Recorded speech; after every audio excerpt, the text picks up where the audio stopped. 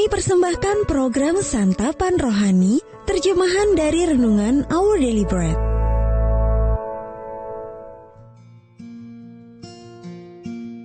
Sahabat ODB, pembacaan Alkitab hari ini terambil dari Yohanes pasal yang ke-20 ayat yang ke-24 sampai dengan ayat yang ke-31.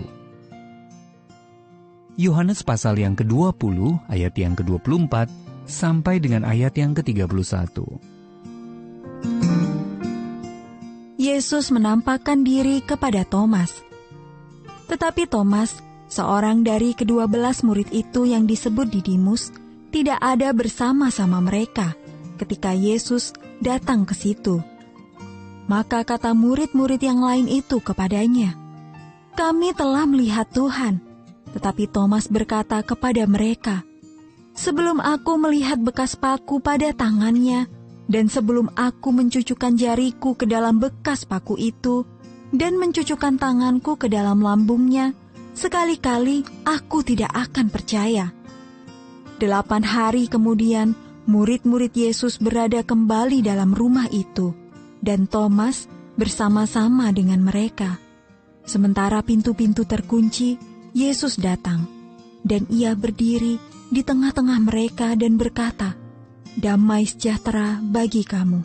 Kemudian ia berkata kepada Thomas, "Taruhlah jarimu di sini, dan lihatlah tanganku. Ulurkanlah tanganmu, dan cucukkan ke dalam lambungku, dan jangan engkau tidak percaya lagi, melainkan percayalah." Thomas menjawab dia, "Ya Tuhanku dan Allahku." Kata Yesus kepadanya, "Karena engkau telah melihat aku, maka engkau percaya. Berbahagialah mereka yang tidak melihat, namun percaya." Memang masih banyak tanda lain yang dibuat Yesus di depan mata murid-muridnya, yang tidak tercatat dalam kitab ini. Tetapi semua yang tercantum di sini telah dicatat, supaya kamu percaya bahwa Yesuslah Mesias, Anak Allah, dan supaya kamu oleh imanmu memperoleh hidup dalam namanya.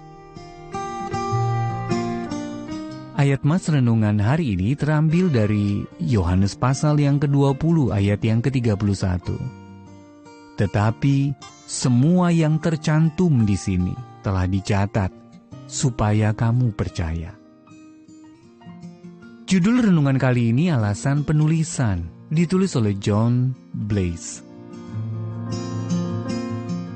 Tuhan adalah kota bentengku. Kami meninggalkan camp dengan menyanyikannya.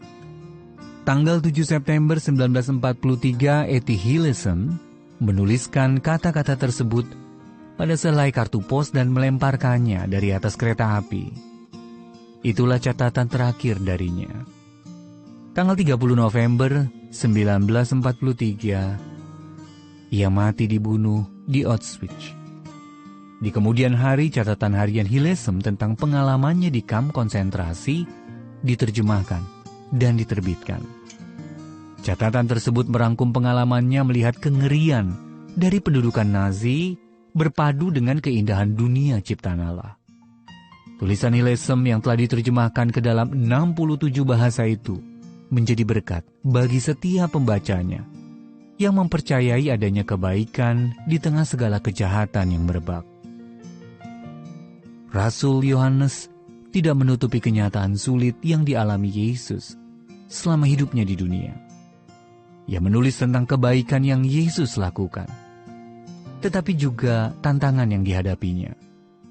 Kata-kata penutup dari kitab Injil yang ditulisnya memberi kepada kita pemahaman tentang tujuan penulisannya.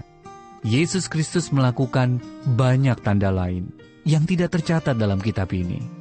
Yohanes 20 ayat 30. Tetapi semua yang tercantum di sini telah dicatat, supaya kamu percaya. Catatan harian Yohanes ditutup dengan nada kemenangan. Yesuslah Mesias, Anak Allah. Anugerah berupa tulisan Injil tersebut memberi kita kesempatan untuk percaya dan memperoleh hidup dalam namanya. Kitab-kitab Injil adalah catatan harian tentang kasih Allah kepada kita. Isinya perlu kita baca, percayai, dan bagikan kepada orang lain. Karena semua yang tertulis di dalamnya membawa kita kepada hidup, yakni Kristus sendiri. Sahabat ODB, perubahan apa yang Anda rasakan jika Anda membaca kitab-kitab Injil sebagai catatan harian para penulisnya? Dan bagaimana Anda dapat mengenal isi hati Kristus melalui kitab-kitab itu? Allah yang Maha Pengasih, aku mengucap syukur atas anugerah kitab suci yang ditulis oleh tangan-tangan hamba-Mu yang setia, sehingga aku dapat percaya dan beroleh hidup dalam nama Tuhan Yesus.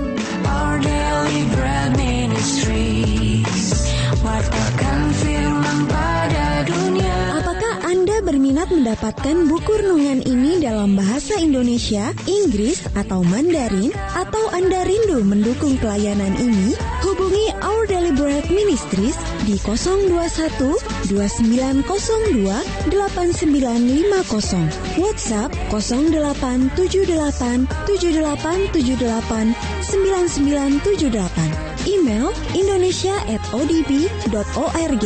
Tuhan Yesus memberkati. Let gospel spread.